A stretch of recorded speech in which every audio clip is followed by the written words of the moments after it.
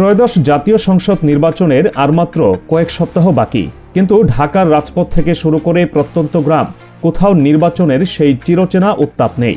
উল্টো পরবর্তী সরকারের উচ্চ পর্যায় থেকে এমন কিছু বার্তা আসছে যা সাধারণ ভোটারদের মনে সন্দেহের দানা বাঁধছে। বিশেষ করে প্রধান উপদেষ্টার দপ্তর থেকে ভোট গণনা নিয়ে যে শঙ্কার কথা শোনানো হয়েছে তা পুরো নির্বাচনী প্রক্রিয়াকে এক নতুন সমীকরণের সামনে দাঁড় করিয়েছে। যেখানে অন্যতম প্রধান প্রতিপক্ষ আওয়ামী লীগ মাঠে নেই, সেখানে ভোট গণনায় বিলম্ব কেন হবে, এই উত্তর খুঁজতে গিয়েই বেরিয়ে আসছে ভেতরের নানান জটিলতা।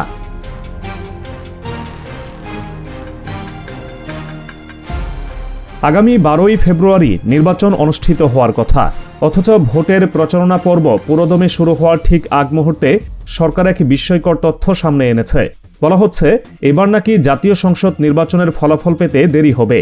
কারণ হিসেবে দেখানো হচ্ছে ব্যালট পেপারের সংখ্যা ও গণভোট। গত 21 জানুয়ারি অন্তর্বর্তী সরকারের প্রধান উপদেষ্টা অধ্যাপক ডক্টর মোহাম্মদ ইউনূসের সভাপতিত্বে আইন শৃঙ্খলা সংক্রান্ত একটি উচ্চ পর্যায়ের বৈঠক অনুষ্ঠিত হয়। রাজধানীর বেইলি রুটে ফরেন সার্ভিস একাডেমিতে আয়োজিত এক প্রেস ব্রিফিংয়ে প্রধান উপদেষ্টার প্রেস সচিব শফিকুল আলম এই বৈঠকের বরাত দিয়ে জানান, একই দিনে সংসদ নির্বাচন এবং গণভোট অনুষ্ঠিত হবে। ফলে প্রিসাইডিং অফিসারদের দুটি আলাদা ব্যালট ও ফলাফল শিট প্রস্তুত করতে হবে, যা সময় সাপেক্ষ। স্বাভাবিকভাবে প্রশ্ন জাগে, বিগত সময়ে যেখানে কোটি কোটি ভোটারের উপস্থিতি থাকার পরও রাতের মধ্যেই ফলাফল ঘোষণা করা সম্ভব হয়েছে, সেখানে এবার প্রধান প্রতিপক্ষহীন নির্বাচনে কেন এত সময়ের প্রয়োজন? মাঠ পর্যায়ে তথ্যে দেখা যাচ্ছে এই বিলম্বের ঘোষণার পেছনে কেবল ব্যালট গণনা নয়, বরং প্রশাসনিক প্রস্তুতির বড় ধরনের ঘাটতিও কাজ করছে।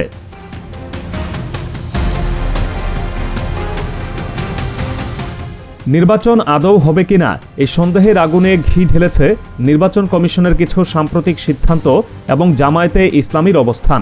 জামায়াতের নায়েবে আমির সরাসরি প্রধান উপদেষ্টার সঙ্গে সাক্ষাৎ করে দাবি জানিয়েছেন, ভোটের দিন ভোটকেন্দ্রের ভেতরে যেন সেনাবাহিনী প্রবেশ করতে না পারে। তাদের মতে কেন্দ্রের নিরাপত্তা পুলিশ ও আনসার বাহিনীর হাতে থাকাই শ্রেয়। তবে বিএনপি এবং সমমনা দলগুলোর নীতি নির্ধারকরা চেয়েছিলেন ইসলামী ব্যাংক, আল আরাফা ব্যাংক এবং ইবনে সিনার মতো প্রতিষ্ঠানগুলোর কর্মকর্তা যেন ভোটের পোলিং এবং প্রিসাইডিং অফিসার হিসেবে দায়িত্ব পালন না করেন। নির্বাচন কমিশন প্রথমে এই দাবিতে সম্মতি দিলেও শেষ খবর পাওয়া পর্যন্ত জানা গেছে জামায়াত সমর্থিত হিসেবে পরিচিত এই আর্থিক প্রতিষ্ঠানগুলোর কর্মকর্তারাই ভোটের মাঠে গুরুত্বপূর্ণ দায়িত্বে থাকছেন। অর্থাৎ এক পক্ষ চাইছে সেনাবাহিনী দূরে থাকুক, আরেক পক্ষ দেখছে প্রশাসনের ভেতরে নির্দিষ্ট একটি গোষ্ঠীর প্রভাব বাড়ছে।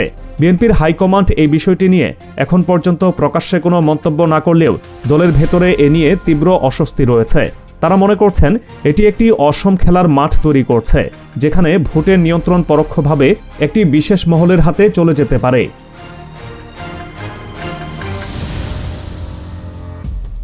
আইনশৃঙ্খলা পরিস্থিতির অবনতি নির্বাচন কমিশনের জন্য এখন সবচেয়ে বড় মাথা ব্যথার কারণ। রাজশাহী থেকে আসা একটি খবর জাতীয় রাজনীতিতে তোলপাড় সৃষ্টি করেছে। এনসিপি-এর এক শীর্ষ নেতা প্রকাশ্যে মিডিয়ার সামনে ঘোষণা দিয়েছেন, জাতীয় পার্টিকে যদি দলীয় প্রতীক বরাদ্দ দেওয়া হয় তবে রাজশাহীতে কোনো নির্বাচন হতে দেওয়া হবে না। প্রতীক বরাদ্দের দিনেই এমন সরাসরি হুমকি প্রমাণ করে নির্বাচন কমিশনের হাতে মাঠের পূর্ণ নিয়ন্ত্রণ নেই।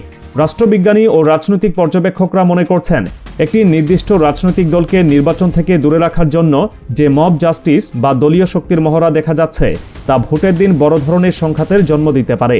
সরকার মব সন্ত্রাস দমনে কার্যকর ব্যবস্থা নিতে না পারায় সাধারণ ভোটাররা নিরাপত্তাহীনতায় ভুগছেন, যা নির্বাচন বিমুখতার একটি বড় কারণ হতে পারে।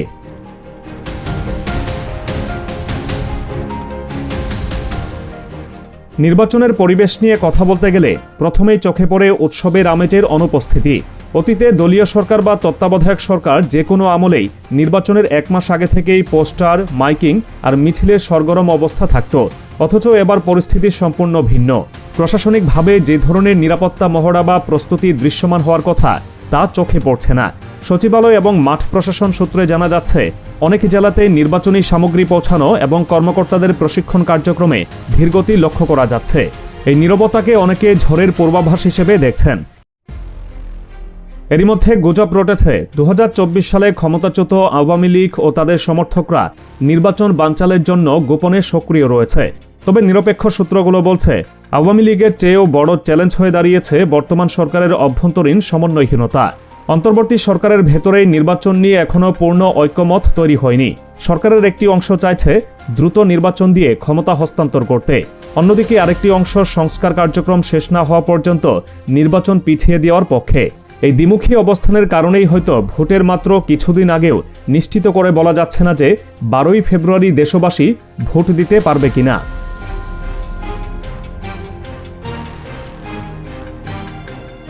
রাজনৈতিক দলগুলোর তৎপরতা অবশ্য থেমে নেই।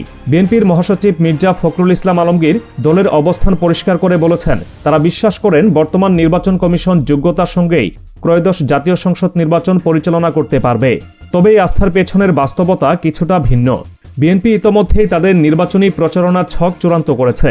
দলের ভারপ্রাপ্ত চেয়ারম্যান তারেক রহমান সিলেট থেকে আনুষ্ঠানিকভাবে নির্বাচনী প্রচারণা শুরু করার ঘোষণা দিয়েছেন।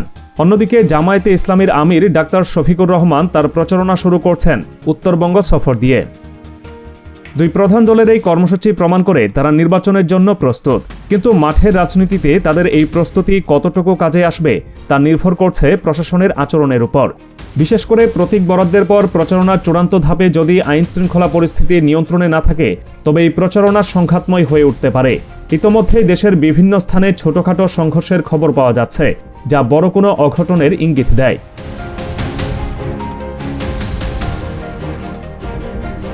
অর্থনৈতিক ও প্রশাসনিক দৃষ্টিকোণ থেকেও এই নির্বাচনের সামনে বড় বাধা রয়েছে। ব্যাংক এবং আর্থিক খাতের অস্থিরতা এবং কর্মকর্তাদের রাজনৈতিক পরিচয় নিয়ে টানাটানি নির্বাচন প্রক্রিয়াকে জটিল করে তুলেছে। পর্যবেক্ষক মহলের মতে, ইসলামী ব্যাংক সহ কয়েকটি ব্যাংকের কর্মকর্তাদের নির্বাচনী দায়িত্বে রাখা নিয়ে যে বিতর্ক তৈরি হয়েছে তা সাধারণ মানুষের আস্থায় ফাটল ধরাতে পারে। বিএনপি চেয়েছিল এই কর্মকর্তাদের সরিয়ে নিরপেক্ষ বা সরকারি স্কুলের শিক্ষকদের দায়িত্ব দেওয়া হোক, কিন্তু নির্বাচন কমিশন সেই পথে হাঁটেনি।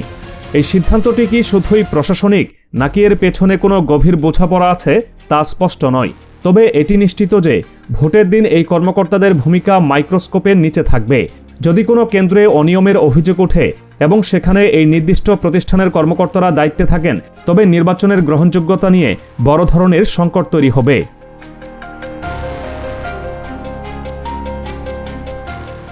আন্তর্জাতিক সম্প্রদায়ের চাপ এবং অভ্যন্তরীণ রাজনীতির সমীকরণ এই দুইয়ের মাঝে পিষ্ট হচ্ছে অন্তর্বর্তী সরকার।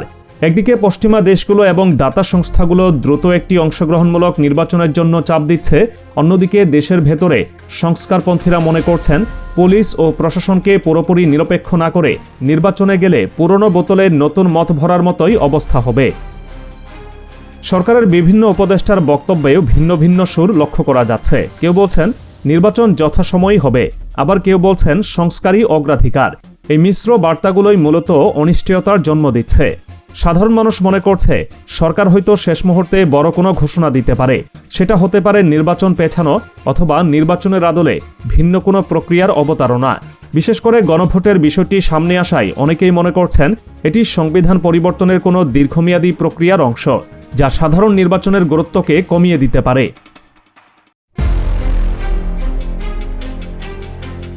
নির্বাচন কমিশনের প্রস্তুতি এবং মাঠের বাস্তবতার মধ্যে যে বিশাল ফারাক তা পূরণ করা এখন সময়ের ব্যাপার মাত্র, কিন্তু হাতে সময় নেই বললেই চলে।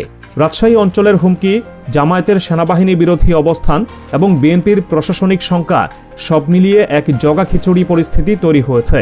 এ অবস্থায় যদি নির্বাচন অনুষ্ঠিত হয়ও, তবে সেই নির্বাচন কতটা সুষ্ঠু হবে তা নিয়ে সংশয় থেকেই যাচ্ছে। সবচেয়ে বড় শঙ্কার জায়গা হলো নির্বাচন পরবর্তী পরিস্থিতি। যদি ভোটের ফলাফল কোনো পক্ষের মনোপুত না হয়, বিশেষ করে যে গেম বা হিসাব নিকাশ ভেতরে চলছে বলে ধারণা করা হচ্ছে, তার উল্টো ফল যদি আসে, তবে দেশে বড় ধরনের রাজনৈতিক অস্থিতিশীলতা তৈরি হতে পারে। বিএনপি এখন পর্যন্ত শান্ত থাকলেও তাদের পিঠ দেয়ালে ঠেকে গেলে তারা রাজপথে নামতে বাধ্য হবে। অন্যদিকে জামায়াত তাদের অবস্থান শক্ত করছে। আর এই দুই শক্তির মাঝখানে নির্বাচন কমিশন এবং অন্তর্বর্তী সরকার কতটুকু ভারসাম্য বজায় রাখতে পারবে, সেটা এখন দেখার বিষয়। 12ই ফেব্রুয়ারি কি আসলেই বাংলাদেশে ত্রয়োদশ জাতীয় সংসদ নির্বাচন অনুষ্ঠিত হবে, নাকি শেষ মুহূর্তে নাটকীয় কোনো পরিবর্তনের সাক্ষী হবে দেশবাসী, তা জানতে আমাদের অপেক্ষা করতে হবে আর মাত্র কয়েকটা দিন। তবে বর্তমান পরিস্থিতি এবং ঘটনা প্রবাহ বলছে এই নির্বাচন কোনো সাধারণ নির্বাচন নয়, বরং এটি বাংলাদেশের আগামী দিনের রাজনীতির গতিপথ নির্ধারণের এক জটিল সন্ধিক্ষণ।